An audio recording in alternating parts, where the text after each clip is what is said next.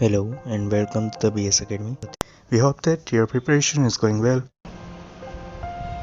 Now in the second chart of strength of materials will include there are three chapters. First one is the basics, then after the centroid and moment of inertia, and the third one is Sfd and Bmd. Let's begin one by one. First one is Hooke's law. Before that, if you are new to your academy, then please subscribe for the upcoming videos and the links for the short notes which are in description box. Here you can see that in the Hooke's law there are three equations for the direction of Ex, Ey and Ez. For the direction of x, here epsilon x is equal to sigma x by E. Then for y direction, mu into sigma by E, and for z direction epsilon z is equal to mu into sigma by E, where mu is equal to minus epsilon y by epsilon x. Then after the second one is general Hooke's law. For that three equations are there for three different directions. Ex is equal to sigma x by E minus mu into sigma y by E minus mu into sigma z upon E. Then after for y direction epsilon y is equal to sigma y by E minus mu into sigma x by E minus mu into sigma z by E. Then for the z direction epsilon z is equal to sigma z by E minus k into sigma y by E minus mu into sigma x upon E. Here a plane stress system need not necessarily will results into a plane strain system. Then after a uniform bar lying in the x direction is subjected to the pure bending, which one of the following tensors represents the strain variations when bending moment is applied about z-axis. Then the equations will be like epsilon x is equal to sigma x by E, and epsilon y is equal to minus mu into sigma x upon E, and epsilon z is equal to minus mu into sigma x upon E. Then after the applications of general Hooke's law, there are two cases. First one is a rectangular bar subjected to 3D stresses, and the second one is solid cylinder shaft. So for the first case, epsilon v is equal to 1 minus 2 mu upon E into sigma x plus sigma y plus sigma z, and for the second case epsilon v is equal to epsilon l plus epsilon d plus epsilon d. Here epsilon v is equal to epsilon l plus 2 into epsilon d.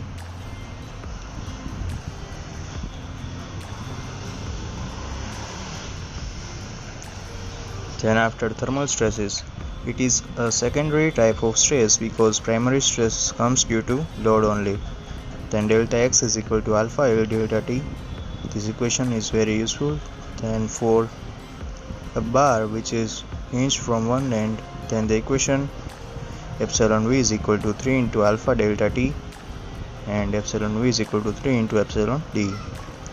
Here for prismatic bar is fixed from x and y direction, then you have to use directly this equation of sigma is equal to minus e into alpha dt upon 1 minus mu. And if a cube is fixed from all three directions, then sigma is equal to minus 3 into alpha dt upon 1 minus 2 mu. Then for composite bar or compound bar, the equation will be like sigma l upon es plus alpha l delta t of s, which is equal to alpha l delta t of cu minus sigma l upon e of cu. Then there are some examples there.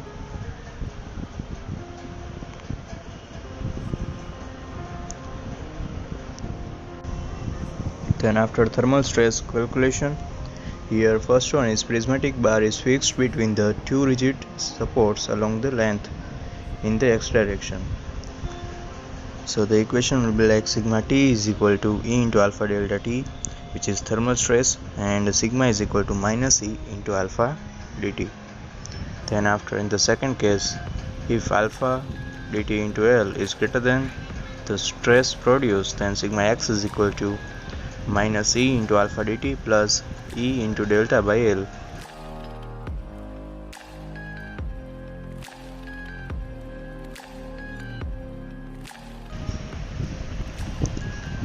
Then in the fourth case, when the bar is fixed from both the sides, then sigma t is equal to minus E into alpha dt by 2, which is equal to sigma. Here the value of sigma and sigma t will be same. Then for this type of composite beam, sigma is equal to minus e into alpha dt by 2, and for the cube which is fixed from all the sides, then delta x is equal to alpha L delta t into 1 plus mu. Then for the compound bar, there are 4 cases are there.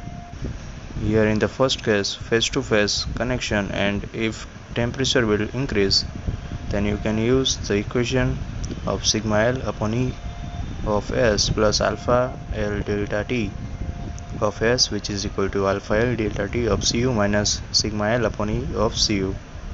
So similarly for the 3 cases, you can write down this equation. The second case is for the face-to-face and temperature will decrease. Then third case is for fixed between 2 supports and temperature will increase.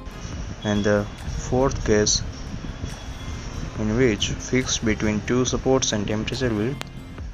So you can use the equation of sigma L upon E of S minus L alpha dt of S plus sigma L upon E of Cu minus L alpha d of Cu, which is equal to 0.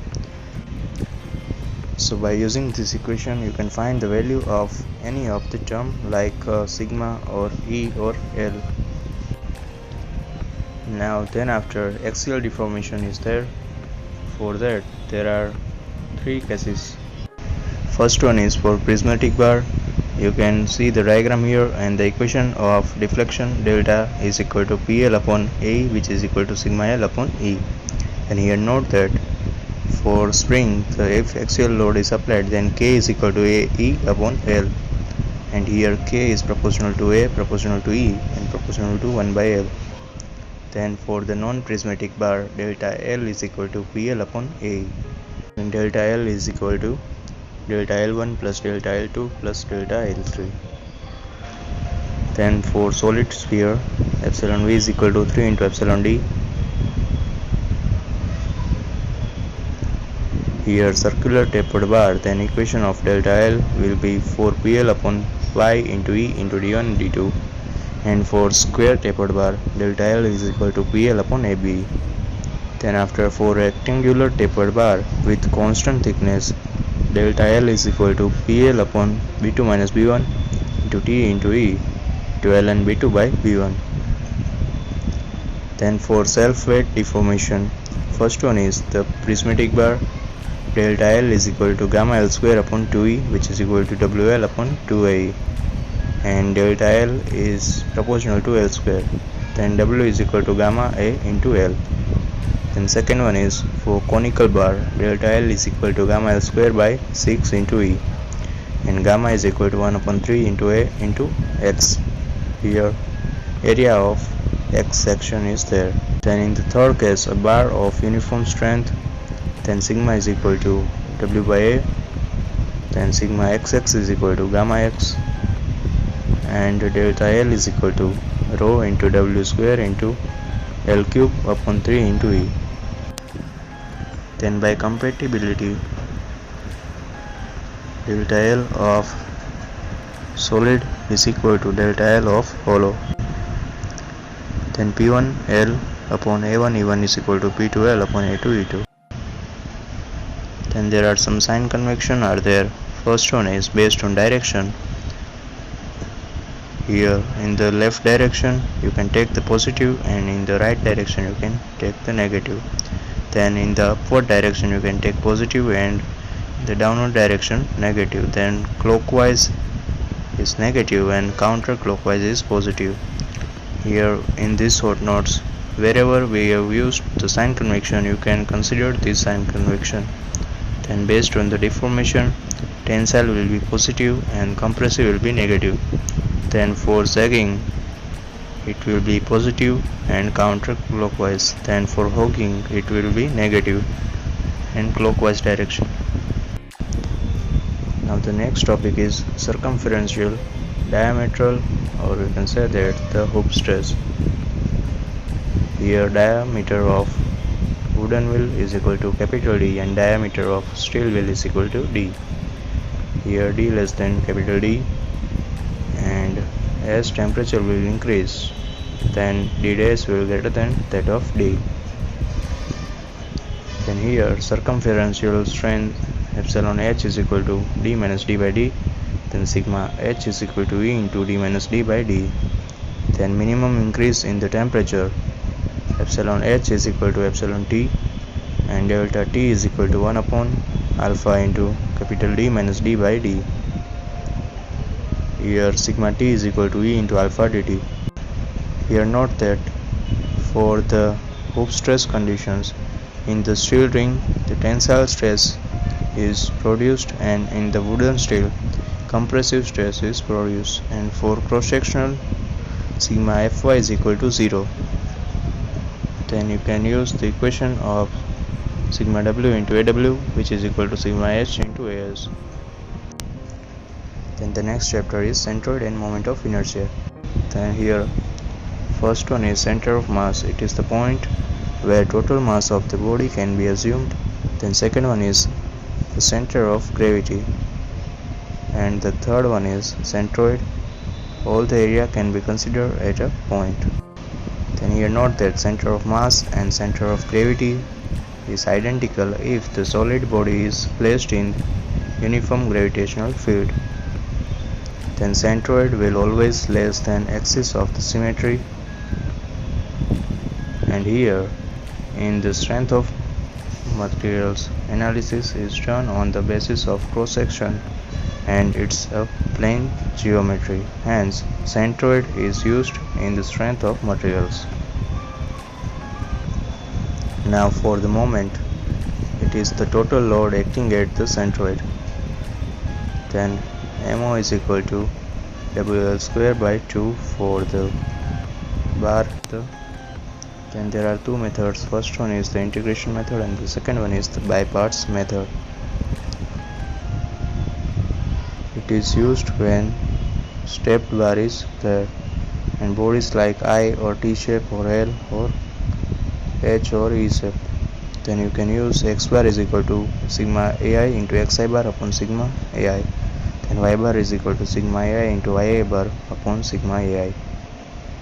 Then there are two examples. You can take a screenshot and calculate it. Then moment of inertia, Iy is equal to integration a x square into dA. Then three examples are there for finding the moment of inertia. Then here two notes are there. For the conical shape, x bar is equal to 2r upon 3 into alpha into sin alpha. Second one is, for this type of shape, the centroid is at the distance of minus r upon 6. These two questions were asked in the examination frequently. Then here parallel axis theorem is there. It is used to transfer the moment of inertia from centroidal axis to the another parallel axis, and Ix is equal to Ixc plus A into k square. Here Ix greater than Ixc.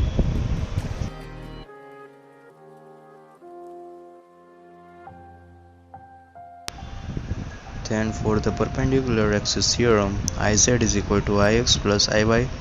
Here Izc is equal to pi by 32 into d raised to 4 for the sphere, and J is equal to Ix plus Iy.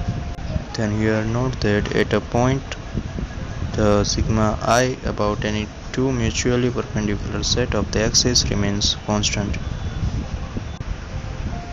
Then the next chapter is Sfd and Bmd. Here beam is an structural member which is mainly subjected to the shearing, and due to the variation of load, SF and BM is also vary. To find the maximum shear force and bending moment or variation, the Sfd and Bmd is drawn.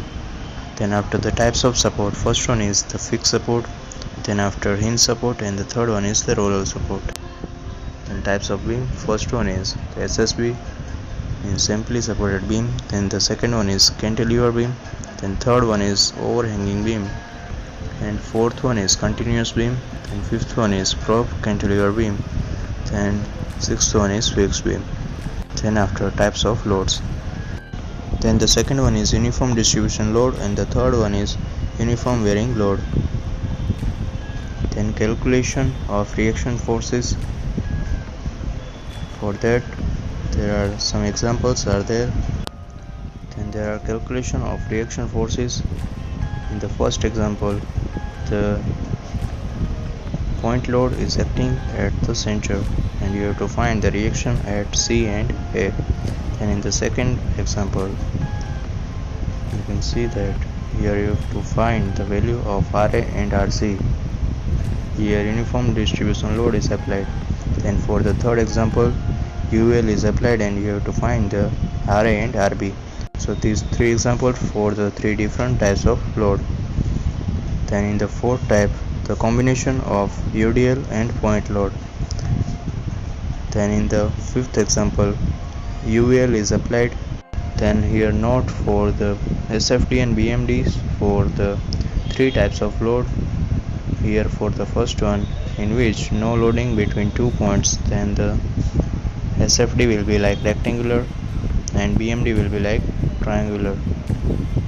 Then for the UDL, the shape will be linear and Bmd will be parabola. Then for the third one, UL, W is proportional to X. Then Sfd will be parabola and Bmd will be cubic parabola. These shapes of each type you have to remember in the examination. Sometimes the shapes were asked. So this is all about the second chart of the strength of materials.